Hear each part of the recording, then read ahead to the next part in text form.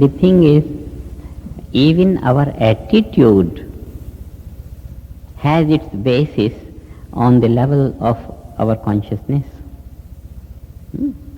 Our level of consciousness. Our level of consciousness is the basis of our attitudes towards this. So, as the level of consciousness grows, attitudes do become friendly. Attitudes do become friendly. Otherwise, what may happen is that if the attitude of loving behavior is not natural, then in an unnatural way, if we pose loving behavior, firstly, it can't be posed. Secondly, if we try to pose, soon after that posing, we'll feel strained. Is this not also all right?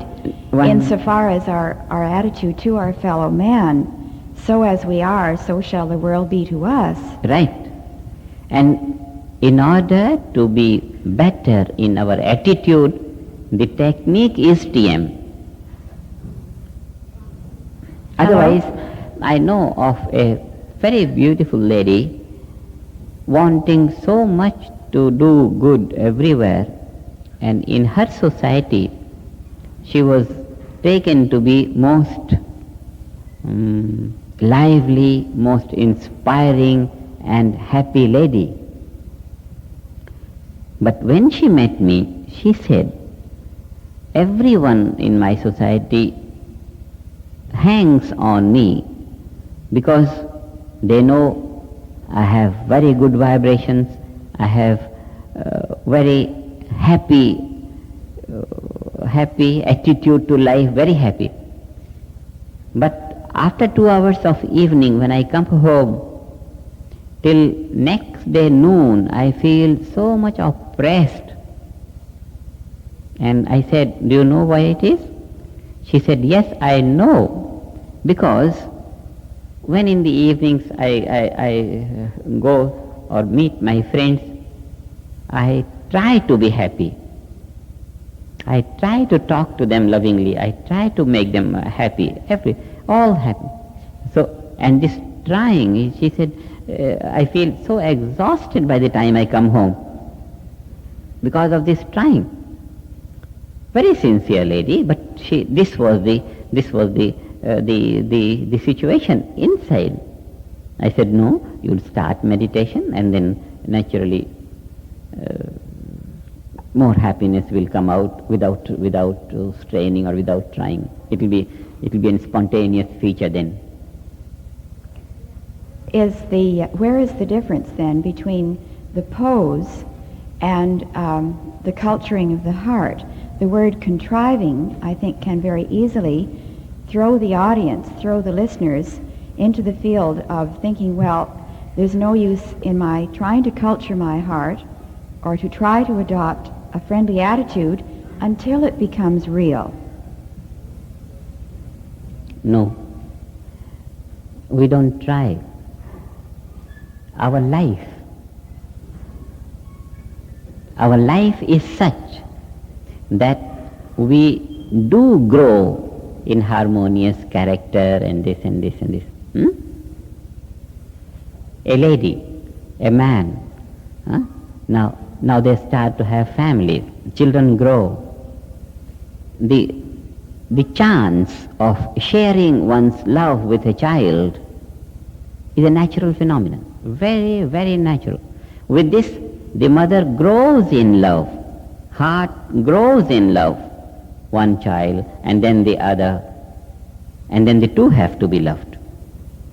The whole thing is so natural to life. Growth of heart, growth of even intelligence, the whole thing is so natural to life that as time goes, we do grow in our ability to love more. The society is such. The boy, he has all his heart opens to mother and father, and as he grows, now he goes to school, and now he has to open to this and to this and to this, 2-3 friends there, and 4-5 friends there, like that. And then his love grows in some mathematics, in some language, in some physics, chemistry, geography. His awareness grows, and with that the feeling grows. So growth of heart and mind is such a spontaneous process, and it is imbibed in our way of life. Our way of life is such that we grow in our love spontaneously. We have a child to love, we have the husband to love, or wife to love, mother and father to love, other friends to love, friends of friends to love. It's so, the whole, it's just the growth of one's territory of influence, growth of one's territory of love. And this is in such a spontaneous manner. So, trying has no place, particularly trying to grow in love. Now, that trying could be equated with meditating, getting to that pure consciousness which is so unbounded, allowing that natural expansion of love to be more fast in rate, more quickly expanding by opening our awareness to that unbounded pure consciousness. Spontaneous flow of it. So when we want to try, and it's good that we must be loving, and more and more our life blossoms to our surroundings, and more our surroundings gain, and more we enjoy our surroundings. This is natural. But the technique of trying to be courteous and to be more loving is meditation. TM is the technique of trying. How to try to be more loving? Fine. We meditate, and then trying will be least exertion. It will be a least exertion. And this is how we try in a manner without exhausting ourselves. You see the point? Yes. Otherwise, any kind of intellectual trying or any kind of emotional trying will put strain on the heart. Well, application of that pure consciousness which has been gained during meditation by spontaneously behaving with the people. This application of that pure consciousness by spontaneous behavior is what cultures the heart more and more, and what brings that loving behavior imbibed in our nature. Hello? So that actually the feelings of greater love that meditators experience from the beginning is real. It's something genuine, it's something very real, yeah. But then it's not contrived. But then at that level of GC, what more takes place? What more spontaneity takes place? Because you mentioned the other day that the mind becomes enlarged first, and then the heart takes over. More than the other, even though both grow together, but the growth of mind is more quick than the heart. So they really, the growth of the mind is equated with the growth of the heart, simultaneously growing, but the mind grows more until GC. So we can just enjoy this spontaneity. We can say until it has grown full. Keeps on growing until it has grown full. But even when the mind has grown full, the heart yet wants to grow more. There is a chance for heart yet to grow more and more and more. And this growth of the heart then brings another factor, which is, I would say, much more intimate and more useful to oneself, and that is enrichment of perception. Perception. And when the perception is enriched, our joy goes higher and higher. With that joy increasing, heart melts more and more. The ability to love becomes more and more and more and more and more and more and more and more. The ability to love. When the perception increases, even this behavior in the world, with the start of meditation, because behavior we have seen just now and even before, it is the application of that non-active pure consciousness. Pure consciousness is applied to our environment through behavior, through activity. Activity, as we say, is just the extension of one's territory of influence, extension of one's territory of love, happiness, ability, creativity, all that. So this application of the inner potential, which is infinite, in the channels of behavior, it cultures the heart. Culturing of the heart improves upon our ability of perception also. So when the ability of perception grows, then the heart grows and love grows, and as love grows, the ability of perception grows. They keep on helping each other. And this is the process of evolution of life. We apply the inner being into outer life, and with this application, inner being comes more and more out. It gets established more and more in the field of activity. And as it gets more and more established in the field of activity, our ability to appreciate and enjoy becomes more and more. So this application of this pure consciousness is all that is important. Pure consciousness is there. It's a matter of getting to that pure field and utilizing it in daily life. And then, no matter what we do, every action then is a means of allowing the transcendental pure consciousness to blossom into the field of activity. Every action does the same thing. Every action does the same thing. And this is what we mean spontaneously behaving. Spontaneously behaving. Now, this is what we conclude.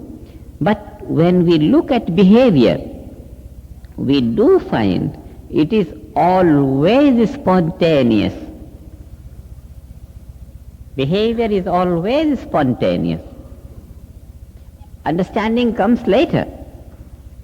As the question was, if someone is doing something wrong and we are in a bad mood or something negative inside, then we flare out in anger.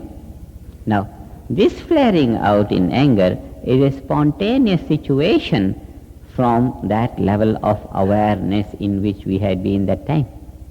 Now, later on we may think, oh, I could have behaved with him more lovingly. This is contriving. It's not contriving. It's a matter, it's very difficult to contrive. Because if you are angry with someone and you want to show him love, the instinct of man will say, no, she is probably posing love. It's instinctive. And spontaneous love, instinctively the man's heart will be soothed, and he'll feel so close, and all that the love can result into. But if there is anger and you are posing from inside how nice it is and how fine it is, the words indicate some kind of lack of life. The words are not living when they don't come out of pure awareness or pure consciousness or spontaneity of the situation of heart, as the heart is, as the mind is. Would be the role of apology then? What would be the role of apology? Because we all admit to making apology. In other words, when we do flare out spontaneously, as Sam had pointed out, apology. Is it not considered correct and loving to go and apologize? It's a good quality. apologizing someone by mistake, you say, and next moment we can correct the mistake. Correction of mistake is not unnatural. It's natural, correction of a mistake. So if I say something to someone, next moment I want to correct that statement, fine. Excuse me, I meant this, even if it's completely opposite. This is good. Because if I can say something, I can say the other thing also. If nothing has stopped me to say this thing, why can't say this? I can't say I say this thing. Nothing would stop me from correcting myself.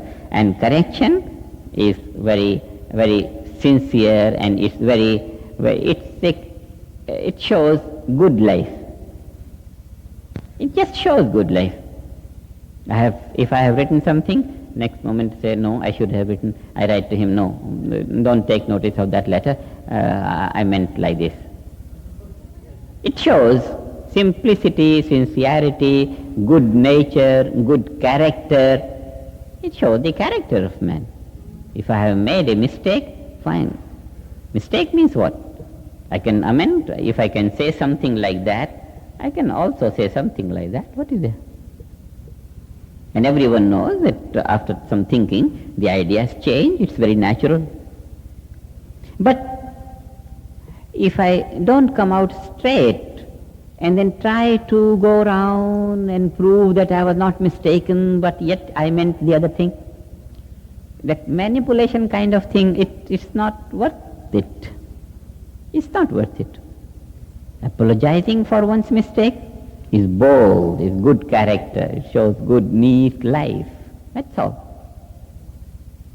But still better is that state where we don't make a mistake.